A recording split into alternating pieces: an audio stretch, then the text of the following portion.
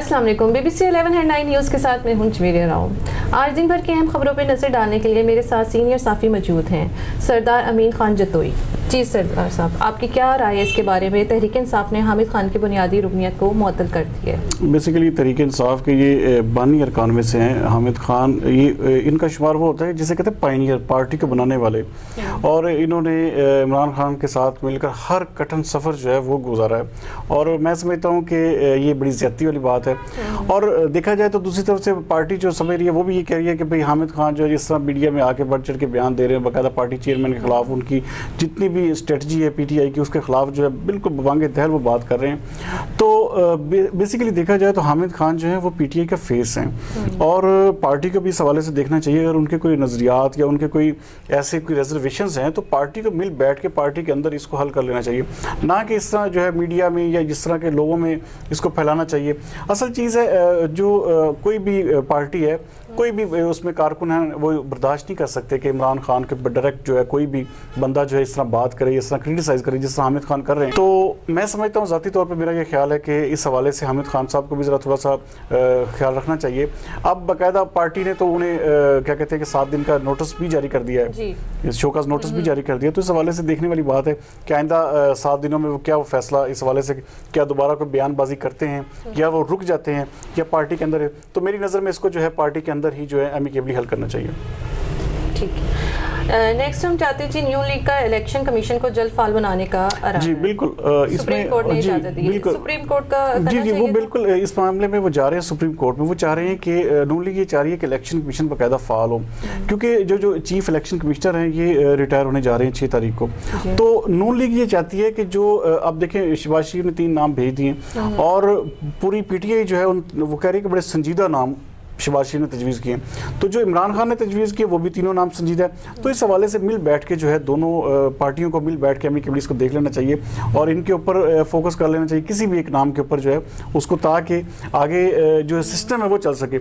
असल जो नून लीग की रिजर्वेशन है, पार्टी फंडिंग केस जो PTI का चल रहा है, उस हवाले से नून लीग क्या पूरी अपोजिशन पार्टियां जो हैं इस वक्त उनका फोकस जो है वो जारी है कि वो कहती हैं किसी तरीके से ये फैसला जो है इसी चीफ इलेक्शन कमिश्नर के टेन्योर में हो जाए, क्योंकि ये बड़े लंबे अरसे से ये चला रहा है। तो इस हवाले से नून लीग ने जो है ना फिल वक्त ये फैसला किया कि इसको सुप्रीम कोर्ट में ले जाया जाए, ताकि जो इस तरह बिल्कुल रुक गया जो इलेक्शन कमीशन है इस वक्त बिल्कुल काम नहीं कर रहा। आप देखें कि पिछले 5 साल से ये पार्टी फंडिंग केस चल रहा है और उसका अभी तक कोई सर पैर हमें नजर नहीं आ रहा। तो इस हवाले से देखना चाहिए हमारे इदारों को भी, और खास तौर पे इसमें नून लीग की जो रिजर्वेशन है बिल्कुल बजा है, करना चाहिए। ठीक है जी। PTI के अहम रहनुमा MQM मरकज आमद जी आज शाह महमूद कुरैशी ने और गवर्नर अपना जो सिंध है इमरान इस्माइल उनके हमरा जो है MQM के मरकज में गए हैं। बेसिकली मकसद क्या है कि अब चूँकि अब देखें कि इस वक्त जो PTI की हुकूमत है वो कोई सिंगल मेजॉरिटी हुकूमत नहीं है उनके पास। देखिए इत्तेहादी अगर साइड पे हो जाती है ना तो हुकूमत जो गिर जाएगी।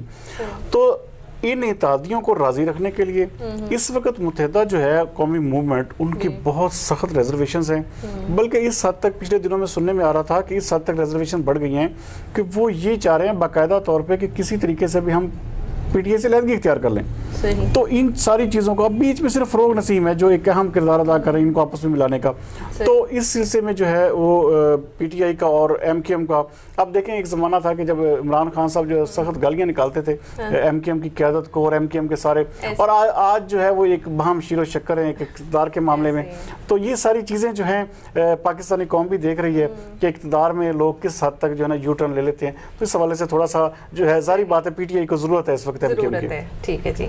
अदारों को एक दूसरे से इख्तियारात की लड़ाई में जी बिल्कुल हाँ चाहिए या जी। ये आज फवाद चौधरी ने जो देखें बड़ा एक अहम बयान दिया है। अब देखें अब इनको अहमियत का एहसास हो रहा है कि इदारों के दरमियान हम आंगी आपस में जो कोऑर्डिनेशन का जो एक जिसे कहते हैं मिस कम्युनिकेशन जो गैप है वो नहीं आना चाहिए। सबसे बड़ी चीज़ जो आप ले लें, अब ये PTI के लोग मानते ही नहीं थे इस चीज़ को। अब देखें अब तो हल्का सा मामला है ये, आप पिछले दिनों चीफ ऑफ आर्मी स्टाफ की जो एक जिसे कहते हैं एक्सटेंशन के हवाले से, तो उसमें अब बाकायदा फवाद चौधरी ने क्या कहा कि इस मामले को जो है ना जी कानूनी के बजाय सियासी बना दिया गया। अब सियासी मामला देखें PTI ने खुद बनाया, आप एक गलत नोटिफिकेशन कर रहे हैं उस पर फिर गलत कर रहे हैं आप कम अज कम अपनी कानूनी टीम तो कम अज कम अच्छी रखें। आप बिल्कुल आपने स्टूडेंट लेवल के लोग फिर इसका मतलब उठाए हुए आपसे 1 साल में एक नोटिफिकेशन नहीं बन पाया सही तरीके से। मिस जवेरिया देखें, यहाँ पे हमें बिल्कुल सीरियस होना होगा। ये हुकूमतें जो है ऐसे नहीं चलती। आप ये देखें कि अगर मिसाल के तौर पे अब यही इनको कहते थे नॉन लीग वाले कि जी हमारे इदारों के दरमियान हम मांगी होनी चाहिए, तो वो नॉन लीग इन्हें बुरी लगती थी। अब सारे आहिस्ता आहिस्ता उसी बात पे आते जा रहे हैं। तो हमें जिसे कहते हैं ना कि इस हवाले से गौर से देखने, क्योंकि फौज चोरी वो इंसान है जब तक इमरान खान की अप्रूवल हो तो ये बयान भी नहीं देते। तो अब इदारों की लड़ाई के या इदारों के इख्तियार से तजावज़ करने का जो बयान फौज चोरी की तरफ से है, तो ये भी एक खास अहमियत का हामिल है। ठीक है जी। दाऊदू शहर 9 साल बच्ची, जी कल देखिए बड़ा अफसोसनाक वाक़या पेश आया। हमारे जो नुमाइंदे हैं वहाँ पे दादू के, उन्होंने बाकायदा इसको सबसे पहले ब्रेक भी किया, रिपोर्ट भी किया। दादू में 9 साल की देखें बच्ची।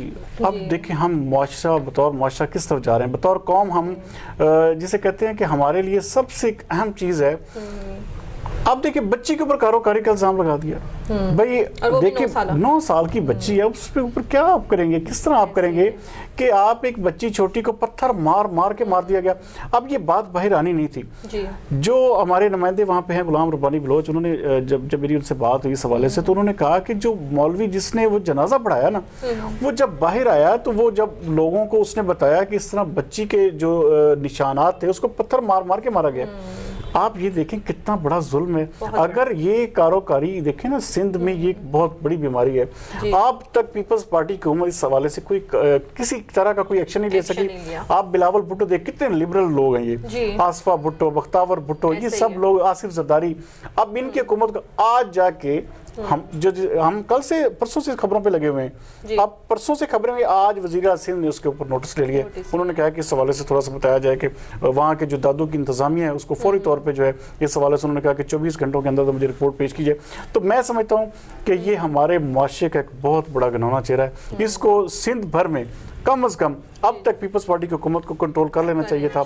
अब ये वो दौर नहीं है जो 1947 का चल रहा है। अब हम एक बड़े एडवांस दौर में जा चुके हैं जी। इस हवाले से सख्त 3 स्टेप लेना चाहिए। लास्ट न्यूज़ शामिल करेंगे रमीज राजा जी हाँ देखें, अब कितने अफसोस की बात है कि एक टीम आप यहाँ से, हाँ जी, बच्चों वाली टीम लेंगे। उन्होंने बाकायदा ये कहा है कि जी पाकिस्तान की क्रिकेट टीम को किसी सूरत में ऑस्ट्रेलिया ना भेजें।